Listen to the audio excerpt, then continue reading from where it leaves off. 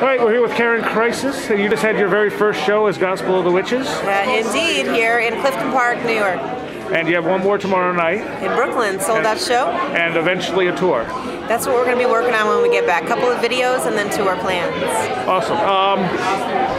Now, how much has your shamanistic work figured into this album? The album is pretty much all about that, actually. When I first, years ago, in 2008, was trying to work on a solo album, I was really diving into the shamanism and other healing modalities and learning about the psychic senses. And in fact, at that time, I was supposed to record an album, but I went to Tuscany to stay with Davide and work on that album. Instead, we ended up living in the house that was haunted by the spirit of this woman named Aradia, and she ended up teaching me a lot more about the ancient ways and the Italian history and all of the various modalities that were there. Now, how did she teach you? Well, basically what would happen is I'm a natural born medium like a lot of people. I was having a lot of psychic and mediumistic experiences since I was a kid. Maybe I could see spirits in the room, but I didn't know that I could talk to them.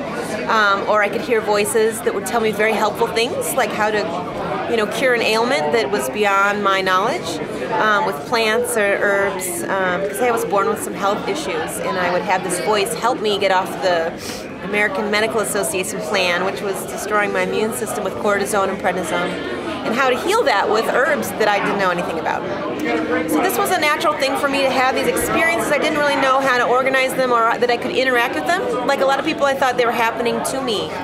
When I arrived in Tuscany, Davide had said, I feel like there's a presence here for you, waiting for you. And my senses were pretty heightened, and I was getting a lot of experience on how to use them and discern the different types of information coming into my psychic senses through healing work like shamanism. So when I arrived in Tuscany, every morning, the very first morning, I went in the bathroom and was sort of getting ready to go to the beach and jog for a couple hours, and I felt the presence of this woman standing in front of me. And I decided to take my time and let things, become more clear, and realized it was a woman. Her facial features, her hair color, everything came into focus. And then I asked her who she is, and she told me technically who she was, not her name for a while. She started teaching me things, I guess you would say, with your psychic, through your psychic hearing. It was not a whole lot of visuals. And she would do a breadcrumb trail, like I would open up the computer and there would be a website for a particular modern book about this historical period. So it was a lot of, using mediumship before I really knew how to engage in it. And I would do that for about 2 hours every day for a month. I mean, it was like regular clockwork. We'd wake up, she'd be there to talk to me. Davide would be composing on the porch, knowing that I'd be doing that until it was time. And then we'd go on and explore some of the things she told me in Italy. And this stuff turned out to be factual. It turned out to be factual, and for a couple of years I thought,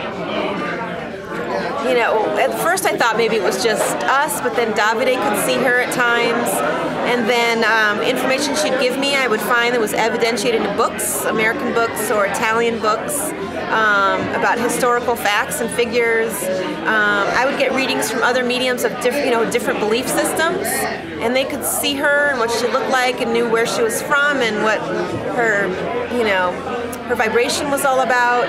And so I was like, this isn't just me anymore. And then when we started recording the album, some of the other guys in the band were experiencing her assistance creatively. Like when Charlie was writing the drums, for Aradia, he said he kind of went into a trance. He doesn't remember what he wrote. And he's a session drummer. He's very about, I write my drums, I remember what I wrote so I can do it again. And I was like, that was Aradia. That's her song. She wanted to make sure the drums were right. And Davide felt like she was really helping him write music. And I could hear her in his songs. I get this emotional feeling. So it's been very interesting. She's starting to interact with other people in the band, whoever may be open to it. And my education is growing. Things that she shows me still having to do with the band and writing the songs, I keep finding evidence somewhere of it. It's really incredible. So it's been an education. So would you say she became your spirit guide? Or? She has been my spirit guide since I was a child. When I met her in Tuscany, I realized, oh, that's that familiar presence that I know. I've always believed there were angels around me too. But I realized this is that protection that I've had around me. This is my creative partner. This is the energy that I was feeling come into me when I was singing in Crisis. So I was able to understand the feeling with the look, with the words, that all kind of came together. And that also was evidentiated by other mediums who she showed memories of my childhood that no one would know, very specific things I was doing when I was alone. So that was also very exciting. All right. So is the whole album inspired by her? The whole album is inspired by her and everything that I learned magically, because she was teaching me about a lot of systems like the Kabbalah, the Druids and the different healers. Like, in southern Italy there were female Druids, and there were Druids from not just Wales but also Ireland and Britain, and there were the Longobards from Scandinavia, and they were Isis cults. So she was teaching me about a lot of different things. Before I even knew the evidence that they existed in Italy, I was wondering, why am I so connected to Norway and Norwegian folk music? Why am I so drawn to Solomon's Key? Why am I drawn to all these different things? I thought I was in this path learning just about Italian heritage, and it ends up they're all a conglomerate at that time period that she was teaching me about. Oh, okay. So the album was supposed to honor a lot of the old ways, and to honor her, what she taught me, and to honor the truth about witches, that they were what we would call in modern times mediums and psychics and healers and seers and diviners. The only thing was that a lot of them had experiences like what I was telling you. They would receive information from the spirit world how to cure people with plants. So they had a palpable power. They were actually curing people in a time period where most people are dying. They go to the Catholic Church and just die, waiting for God to help them. And so the church decided to say, oh, they're in league with the devil, they're evil, so they could subsume that culture, that very feminine culture, with a synthetic religion. So I decided to also try to honor them, like with the album cover, the idea of the woman, this witch taking back her power of transformation of fire, and the way she used it in ritual, in connection to the spirit world with the ghostly women coming out of the fire, to talk about all those things that I learned in the album. Nice. Now, she was a living person at one point? She was a living person at one point. She was, controversial in the way that you would say Buddha and Jesus were. A lot of people get really caught up in, did they really exist? The point was they're master teachers, and they weren't supposed to be this example of I'm better than you, like a lot of religions say. They were ordinary people born into ordinary bodies who just happened to connect to the universal power out there within themselves. So she was a female one, like like Buddha, like a Jesus, who was able to perform healing miracles, to understand the way the natural laws work, and to use them. Okay, now do you believe in reincarnation? I do. So how do you put together reincarnation and the spirits you see? Well, from what I've learned, technically either in classes or from spirit people I've talked to, because you do a lot of that work when you train as a medium in all sorts of cases, it can be really surprising, it's never a dull moment, is that everyone has a certain time period they go through. Everyone's personality is a little bit different.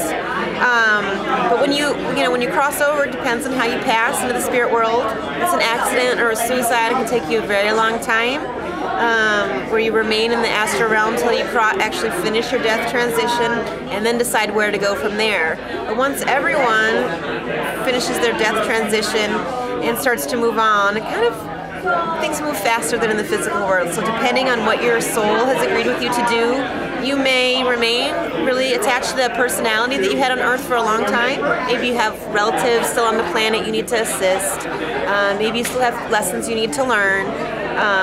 But everyone has that opportunity to reincarnate. The time period is dependent on everyone's individualized soul, and what lessons you have to learn and what opportunities you have to learn them and to grow. So that is different for everyone, but that opportunity to reincarnate is a very real one. And I was someone who was very skeptical, and I love skepticism because I think it gives you an opportunity to have an experience. So I was really skeptical, even everything I knew about the past life thing. So I went to a past life regression, and I thought it was just going to probably be like a guided visual meditation, and I would just see stuff. But I experienced some past lives of mine that made this life make a lot of sense, and it really opened up my eyes. And the more I learned, the more I have accepted that to be a reality through experience. It's not something you can necessarily logically figure out. Okay. So this was your first show with Gospel of the Witches. Oh yes. Did it feel different being on stage now than it did when you were in Crisis? Oh, absolutely. The music is different. It's deliberate and slower, and it's more about an inward journey of energy. And I really wanted to mostly just stand still and focus on the singing, but I found myself, as usual, needing to move a little bit. So it's going to take me some time to balance it out. Find my balance there, because the music makes me want to move, and I want to be still so that I can focus on the vocals, which is not something I did in Crisis. In Crisis, I really needed to physically get into the performance, so it's very different. Gospel of the Witches, the name of the band, comes from what? There's a book by Charles Leland called Gospel of the Witches, and it's about Aradia. And what was very interesting is when I came back to America, she brought that book to my attention, through the website opening. I went to get the book, and she started telling me that a lot of this information in here is not about her. And what she's explained to me, and I didn't know anything about witchcraft then, so I was like, this seems like I can't really tell people this. What do I know? I'm uneducated. What she explained to me is that a lot of what's in that book is about what we could call low magic. As a master teacher, she's more about the high magic. Low magic isn't a negative thing. It's just about, a lot of us in modern times or in ancient, we were born into this sort of like our psychic senses open and having mediumistic experiences. But we don't really know how to train about it. So we, play with the art of spell crafting and moving energy on our own.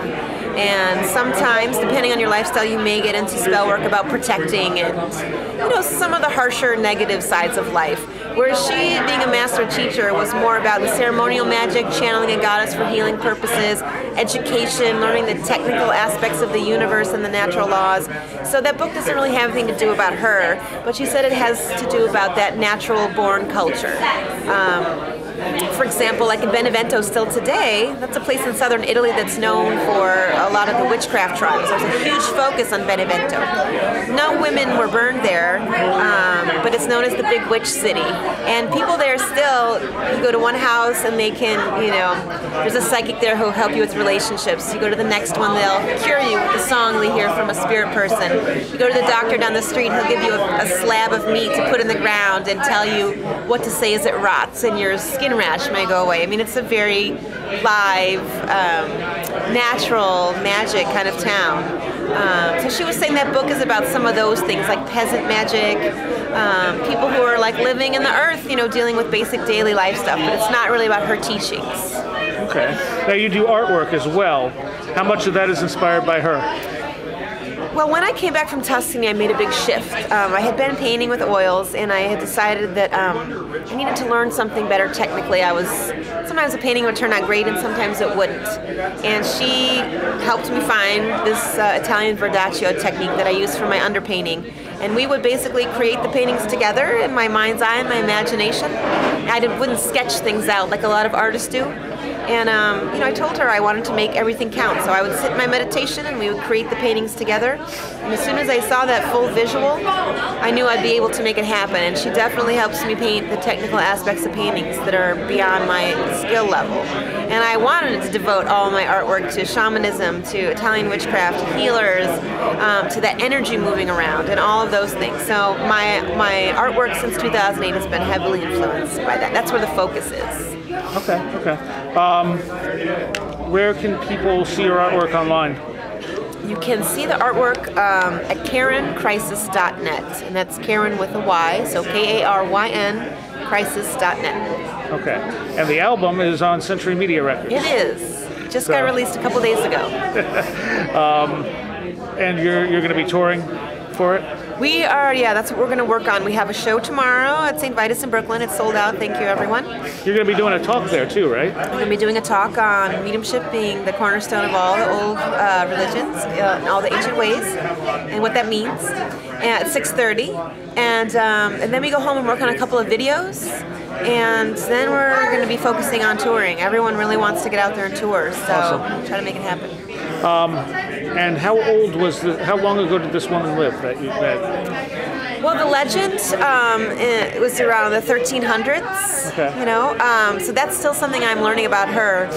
And I know it sounds funny that you can't find out everything you want to know in a moment, but there's a lot of other technical information I like to learn from her. So, I've kind of got stacks of writing of a lot of the stuff that I'm getting down, and this year I'd like to focus a little bit more on her story, but I've been trying to keep up with everything she's teaching me about everything else.